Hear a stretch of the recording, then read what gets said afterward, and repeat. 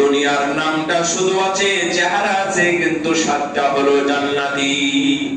তার মানে কি জানেন? তাহলে বুঝেন, আপনারা এখন বড়ই খাচ্ছেন না? দুনিয়াতে যত বড় সুন্দর স্বাদের বড়ই আপনি খেয়েছেন, 70 বছর ধরে বড়ই খেয়েছেন, কুল বড়ই খেয়েছেন বা কলা খেয়েছেন, তো দুনিয়াতে যত কলা খেয়েছেন সব কলাগুলো এক জায়গায় করে জান্নাতে একটা কলার কামড় যখন দিবেন, তখন আপনার মনে হবে এই এতটুকু কলা যতটুকু খেয়েছি আমি, এতটুকু কলার সাথে 70 বছরের কলার তুলনা করা যাবে না। সুবহানাল্লাহ। তাহলে কি কলা জান্নাতে একটাই খাবেন না আরো বেশি খাবেন? বেশি করে খাবেন না? তার মানে এক কাপড়ের পরিমাণ স্বাদ এবং মূল্য যদি এত বেশি হয়, অনন্তকাল জান্নাতে থাকবে, তাহলে আরো কত বেশি হবে। আপনারা মসজিদে আসেন? আসেন? আপনারা আসেন মসজিদে? আপনি মনে করছেন আপনার কথা শুনতে পাচ্ছি না? আমি শুনতে পাচ্ছি, কিন্তু তারপর আবার জিজ্ঞাসা করতেছি কেন জানেন? আল্লাহ নবী বলছেন, মান গাদা আও রাহা ইলাল মসজিদ আ'আদাল্লাহু লাহু নুসুলান কুল্লামা গাদা আও রাহা ফিল জান্নাহ।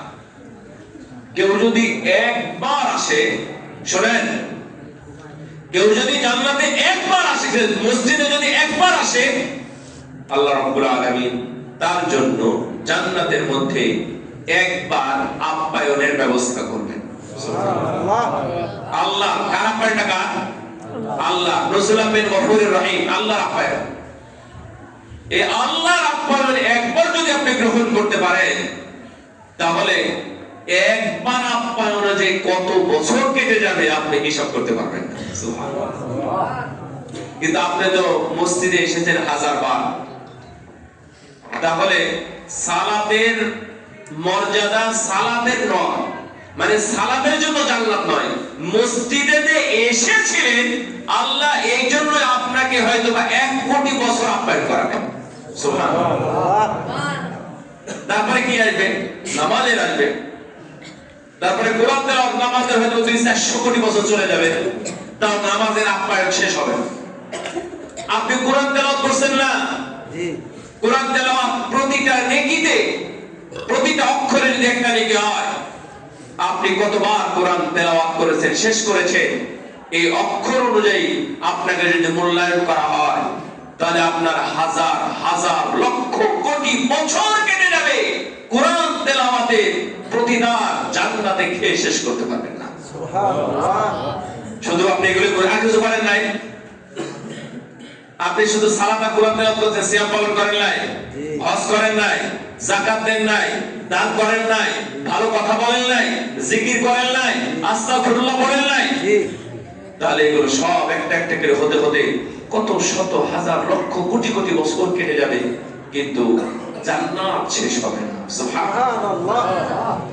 ওয়া ক্বালু আলহামদুলিল্লাহিল্লাযী সাদাকানা ওয়া'দা ওয়া আওরাসানা আল-আরদা নাতাবাওওয়া'ু মিনাল জান্নাতি হাইথু নাশা ফানি'মা আজরুল আমিলিন।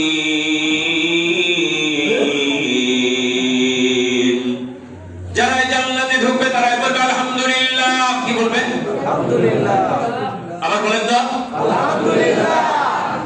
আলহামদুলিল্লাহ বলে তারা বলবে, ওই আল্লাহর শুকরিয়া প্রশংসা, যিনি আমাদেরকে তার ওয়াদাকে সত্য করেছেন এবং যিনি জান্নাতের মালিক বানিয়ে দিয়েছেন।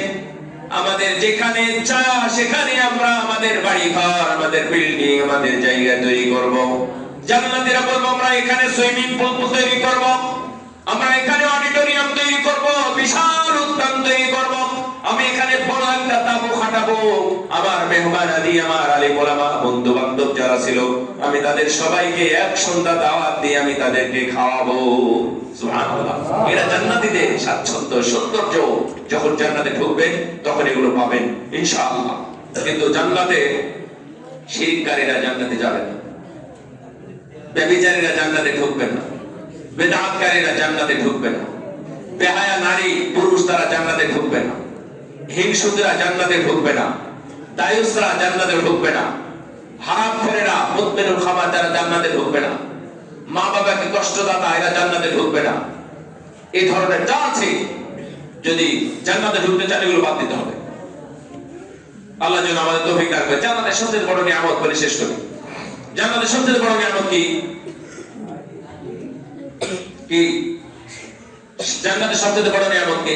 আল্লাহর দিদার। আল্লাহর দিদার। আল্লাহ রাব্বুল আলামিন বলেন, কুল ইন্নামা আনা বাশারুম মিথলুকুম ইউহা ইলাইয়া আন্নামা ইলাহুকুম ইলাহুন ওয়াহিদ ফামান কানা ইয়ারজু লিকা